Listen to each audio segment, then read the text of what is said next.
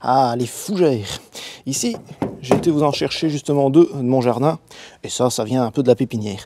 Alors les fougères, c'est génial parce que, bon, c'est très esthétique. C'est souvent des petites plantes finalement sans entretien, du moment qu'on les met plutôt à ombre, mi-ombre, et surtout dans une terre restant fraîche. Ça dépend un petit peu des variétés ou des espèces.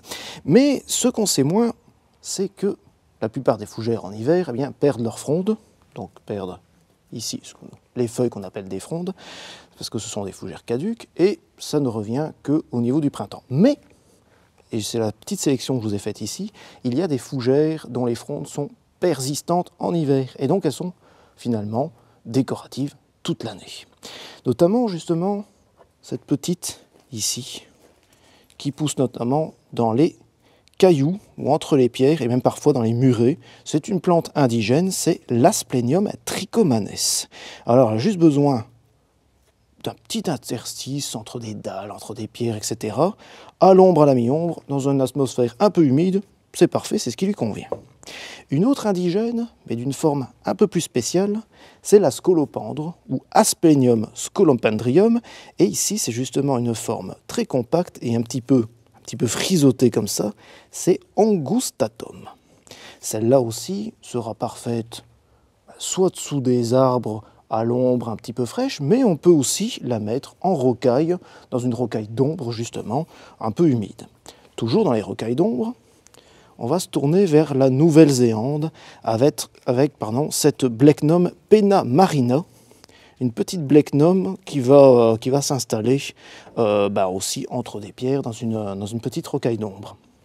On va revenir un peu sur les indigènes avec notamment une des fougères qui va le plus rapidement produire un beau couvre-sol, un beau tapis de fronde. C'est un simple Polypodium vulgare, mais ici c'est la variété Bifido multifidum. C'est vraiment un polypode très sympathique.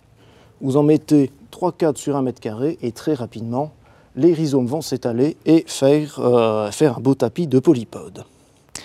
Dans les beaux tapis, ce que j'aime beaucoup, ici est un peu petite, elle n'a pas encore ses belles couleurs, c'est ici Dryopteris erythrosaura. C'est une petite fougère asiatique, mais qui prend des couleurs un peu rosées quand les frondes commencent à pousser. Et au final, elle va avoir un aspect un peu cuivré par la suite et au fil des saisons, et surtout en automne. Alors ça, vous en mettez tout un tapis autour justement d'arbres avec des belles feuilles en automne, ça va être magnifique. Dans les Polysticum, il y en a deux que j'apprécie beaucoup. Déjà celle-ci, Polysticum acrostichoides. J'ai été obligé de le lire parce que je ne le retiens jamais. Je retiens plus facilement son nom vernaculaire qui s'appelle la fougère de Noël. Et oui, fougère de Noël, parce que c'est une des fougères qui va rester effectivement persistante en hiver.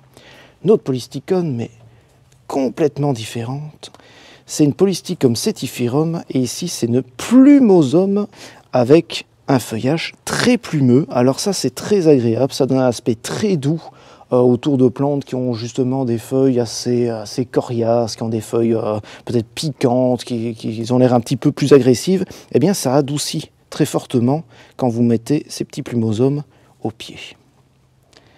Une très belle fougère persistante aussi, ce serait celle-ci. Alors dans les Cyrtomium, vous en avez deux. Vous avez la Cyrtomium falcatum. La falcatum va avoir des frondes avec des frondes plus coriaces, avec un vert plus luisant. Ici, j'aime bien la Cyrtomium fortunei. Ce sont des fougères japonaises aux frondes persistantes qui réclament aussi une ambiance de sous-bois, donc ombre à mi-ombre, et si possible un sol restant frais. Mais ça résiste quand même assez bien à la sécheresse quand elle est bien installée. Pas trop à se tracasser sur les Cyrtomium. En tout dernier lieu, alors celle-ci n'est pas vraiment persistante. On a parlé des persistantes bien rustiques ici. Je ne vais pas parler d'ailleurs des fougères arborescentes qui sont aussi des fougères persistantes, mais c'est moins rustique et ce sera surtout le sujet d'une autre vidéo.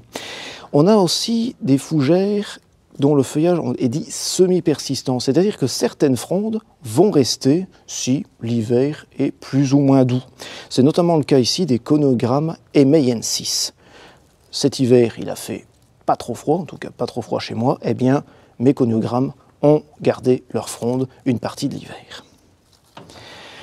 Pour faire simple et en guise de conclusion, je dirais que des fougères, il y en a énormément, un peu pour tous les goûts. Il y a même des fougères parfois qu'on peut planter au soleil, il y a des fougères qui résistent au sec, il y a des fougères tombes, il y a des fougères pour l'humidité, etc. Il y a un petit peu pour tous les goûts.